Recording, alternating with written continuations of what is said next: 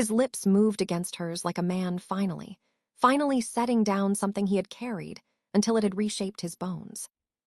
Raw, unhurried, passionate in the way that only something 9 years starved can be passionate, not frantic, not brutal, but deep and searching and aching with the specific tenderness of a person finding their way back to the only thing that had ever felt like solid ground. He kissed her like she was the missing piece. Because she had always been. Saksham Singal had built an empire and filled it with everything the world said should matter: power, legacy, control, conquest, and every room of it had been hollow in the exact shape of her. And her lips. God, her lips. Still the same. Impossibly, devastatingly the same. That faint sweetness, strawberry, soft and warm, her chapstick, her ridiculous, endearing, achingly familiar strawberry chapstick that she had worn at 19 and apparently still wore at 28, and that he had spent 9 years trying to convince himself he had forgotten the taste of. He had not forgotten. He had never forgotten a single thing about her, and the proof of it was here, in the way his entire body recognized her before his mind could intervene, the way his hands gentled further, his mouth slowed, something in his chest cracking open along a seam that had been badly, impatiently sealed 9 years ago. He was so consumed by the taste of her, by the singular, irreplaceable reality of her mouth beneath his after 9 years of absence, that he did not feel it coming. He didn't see it. Didn't register the shift in her hands, from fists twisted in his shirt to palms flat against his chest. Didn't register the pressure building behind them. Didn't register anything except her, until she pushed him. Both hands, every ounce of her weight, every gram of 9 years of fury and grief and humiliation, concentrated into her palms and launched at his chest with a force that shoved him back a full step. And then, the sound. Sharp, clean, absolute. Her palm connected with his cheek, with a crack that split the silence of the studio open like a fault line. The sound resonated off the high walls, off the canvases, off every surface of the room, and then it died. And everything stopped. The world simply stopped. Saksham's face had turned to the side with the force of it. He stood there, in the ringing silence, completely, utterly still.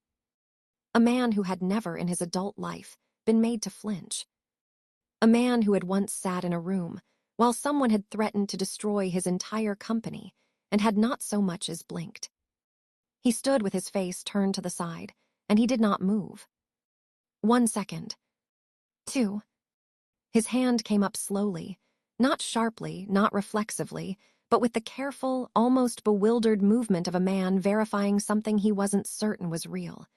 His fingers came to rest against his cheek, pressing lightly, feeling the heat already blooming beneath his palm. Then, slowly, with the deliberate control of a man who had trained himself to show nothing, and was, for the first time in a long time, finding that training genuinely tested, he turned to face her. And whatever composure he had been reaching for died the moment he saw her face. Falak. Her beautiful doe eyes were glittering, brimming, not spilling, held back by the same furious pride he recognized from a lifetime ago, the tears gathering and shining, and absolutely refusing to fall because she would not give him that. She would not give him that on top of everything else. Her cheeks were flushed, high color staining the brown of her skin, her chest heaving with the effort of breath that kept catching, that kept stuttering, her entire frame trembling with the aftershock of it, fury and grief, and something rower underneath both, something that looked uncomfortably like the same devastation currently lodged in his sternum. And her lips, swollen, slightly parted, still carrying the shape of what had just happened between them, still soft, still flushed, still tasting of strawberry chapstick and every single thing he had no right to anymore. Something moved through him. It was not anger. Saksham Singal, who had dismantled men for less, felt no anger. What he felt was far more inconvenient than anger. What he felt was the quiet, catastrophic understanding that she had just slapped him across the face in a paint-stained studio at 11 at night, trembling, tearful, furious, and all he could think All that moved through his mind with the slow, damning certainty of a verdict being read was mine. She had always been his. From the very beginning. Before he had understood what that meant, before he had understood what it would cost them both, before he had made the worst decision of his life and spent 9 years paying for it in the currency of her absence. Her lips were swollen from his mouth. They belonged to him. They had always belonged to him. In every version of every timeline, in every universe where Saksham Singal existed, those lips had only ever made sense against his. He held her gaze. His hand was still at his cheek, fingers resting lightly against the heat of her handprint, and he let it stay there. He didn't move it. He didn't look away from her. He stood in the wreckage of the moment and looked at her the way he had allowed himself to look at her only in the privacy of 9 years of sleepless pre-dawns, when there was no one around to see it and nothing left to protect. Completely. The silence stretched between them, taut and trembling, neither of them moving. He slowly lowered his hand from his cheek and said nothing. Because there was nothing to say. Because she had just said it for him, said it with her palms and her fury and her swollen lips and her glittering, furious, heartbroken eyes, said every single thing that 9 years had been building toward, said it louder and more honestly than either of them had managed with words tonight. So Saksham Singal, who always had an answer, who had never in his professional life been rendered without one, stood in the ringing silence of her studio and let her fury land, and looked at her like she was still the only real thing in the room. Like she was still, would always be, the missing piece. Even now, with his cheek burning and her hands shaking, and 9 years of ruins between them. Especially now. The name surfaced without warning. Disha. It came the way the worst things always come, quietly, beneath everything else, slipping through the gap that the kiss had torn open in her defenses. It didn't announce itself. It simply arrived, and with it came the image Falak had spent 9 years learning to live with. Saksham Singal, engaged, a woman on his arm who wore his ring with the ease of someone who had never had reason to doubt she deserved it. Disha, his fiancée. The word detonated somewhere behind Falak's ribs. What had she done? What had she done? Her hand was shaking as she pressed it against the side table, fingers searching blindly for the edge of it, anchoring herself, grounding herself in the solid, indifferent wood of it because her legs were threatening to dissolve, and she needed something real, something that was not him, something that existed outside the gravitational pull of Saksham Singal, and what his mouth had just done to 9 years of carefully maintained hatred. She had kissed him back. God help her, she had kissed him back. The tears that had been gathering, held back by sheer, furious pride, finally broke. Spilled over without permission, tracking hot down her flushed cheeks, and she hated them, hated every single one, hated that he was standing there watching them fall. She lifted her chin. Her voice, when it came, was trembling, but it came. Yo, you might be the same man. She stopped, steadied, her hand pressed harder against the table. The same man who has a woman, a whole life, and still goes around taking what doesn't belong to him. The words cost her, each one scraped on the way out. But I am not Pari. She finally looked at him and stopped breathing. His face was blank, completely, utterly expressionless, the mask so complete it was almost inhuman, dark eyes fixed on her with an intensity that had no name, just watching her, still as a held blade. But something had shifted. Something beneath the blankness had shifted, and it was far more frightening than any expression she had ever seen on his face. He looked murderous. She trembled, but she held her ground. She was shaking and tearful, and her voice came out soft and hurt, and she held her ground anyway, the way she always had, the way he had always hated that she could. You might not know what faithfulness looks like. Her voice broke on the word. She didn't stop. But I do, and I am not a homewrecker. A breath. The next words were barely a whisper, each one costing her more than the last. I am not your. Don't. He moved. 1 second, he was across the room. The next, he was on her, not touching her, but filling every inch of space in front of her, his presence a physical force, his voice dropping to something so low and so dark it barely registered as sound and registered as everything else. "I dare you to finish that sentence, Falak." The words were precise, deadly quiet, the voice he used when he had already decided the outcome and was simply providing a courtesy warning before it arrived. "Do not call yourself that." She opened her mouth. His fist drove into the wall beside her head. The crack of it split the air, plaster fracturing, the impact reverberating through the wall at her back, and then the silence after it, and then the slow, terrible crimson beginning to seep across his knuckles where the wall had torn the skin open. Blood on white plaster. Blood on his hand. She stared at it, chest heaving, terror and fury and something else, something she refused to name, flooding through her in equal measure. She looked up at his face and found it exactly as she feared. Close. Devastating. Those dark eyes held a madness she had never seen there, not even 9 years ago, not even at the worst of it. They stood like that, both of them breathing, both of them looking at each other across an inch of charged air, the wall dented beside her head and his blood beginning to drip. And Falak, who was terrified, who was shaking, who could feel the heat radiating off him and could still, God help her, still taste strawberry chapstick and him. Whispered. Because the cruelest things always come out as whispers.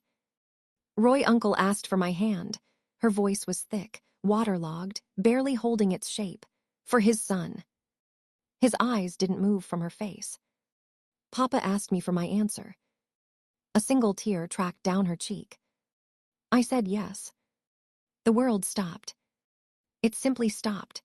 The studio, the blood on the wall, the ringing silence, all of it suspended in the single second after those 2 words. And then something happened to Saksham Singal's face that she had never seen before and would spend a long time trying to forget. His eyes went dark. Not blank, not cold. Dark, the specific darkness of something that has passed beyond fury into somewhere that doesn't have a clean name. And then his mouth curved.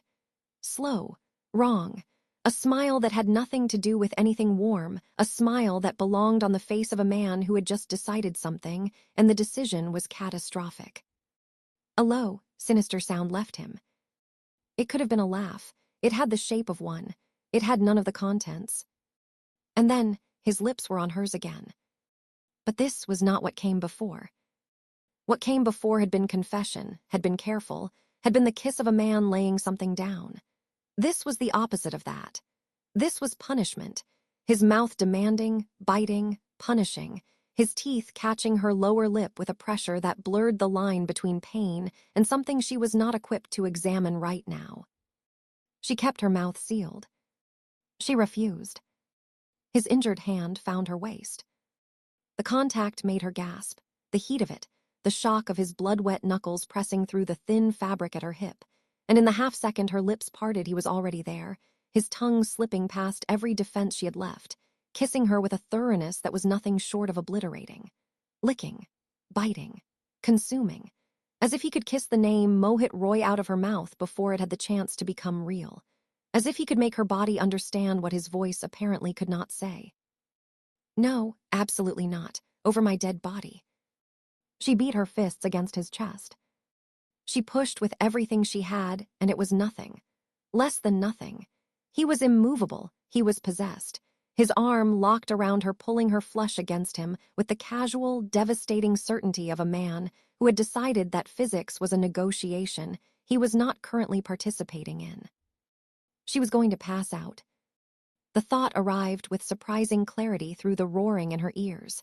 She was genuinely, actually going to lose consciousness. He pulled back. Sharply, completely. The air rushed back into her lungs in a ragged, desperate gasp, and she swayed, her hands still fisted in his shirt by pure muscle memory, her vision swimming at the edges. His hand was in her hair. Tight, his fist closing around the dark mass of it, tilting her head back with a deliberateness that forced her eyes up to his, forced her to look at him, at the full, terrible darkness currently living in his expression, at the madness that had no bottom. When he spoke, His voice was barely above a murmur, which made it so much worse. "Tell my farewell." The words came out slow, measured, with the quiet of a man who has never been more certain of anything in his life. "To late Mohit Roy." He released her. Not gently, his thumb bloodied, wet pressed against her swollen lips as he stepped back, smearing crimson across the mouth he had just devastated. His blood on her lips, a mark, a statement. Something ancient and furious and completely, terrifyingly Saksham Singal. Her eyes went wide. The full weight of what he had just said landed. "Don't you dare, Saksham." The smile again, that wrong, sinister, bottomless smile. "Watch me, love." And then he was gone. The studio door clicked shut behind him with a quiet that was worse than any slam. The silence he left was enormous, vast and ringing and shaped exactly like him, like the space a person leaves when they have been taking up all the air in the room. Falak's legs gave. Not slowly, not gracefully. They simply stopped functioning, and she slid down the wall until the floor met her, until her back was against the plaster and her knees were drawn to her chest, and her arms were wrapped around herself in the instinctive, desperate posture of someone trying to hold their own pieces together. The tears came without sound now. The furious, prideful ones had been spent. These were the other kind, the ones that come after, that have no audience and no performance in them, just the raw, quiet devastation of a person alone with what they've done. His blood was still on her lips. She pressed the back of her shaking hand against her mouth. Mohit. Mohit. She had pulled him into this. Sweet, kind, patient Mohit Roy, who had done nothing except exist in the space as a friend, who had been decent and steady and had looked at her like she was someone worth choosing carefully, who had no idea that the man whose name his family knows had just promised his death in the quiet, casual tone of someone reading off an item on a to-do list. What had she done?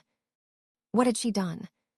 She pressed her forehead to her knees, her arms tightening around herself, her shoulders shaking with the silent, exhausted grief of a woman who had just lit a fire she didn't know how to stop.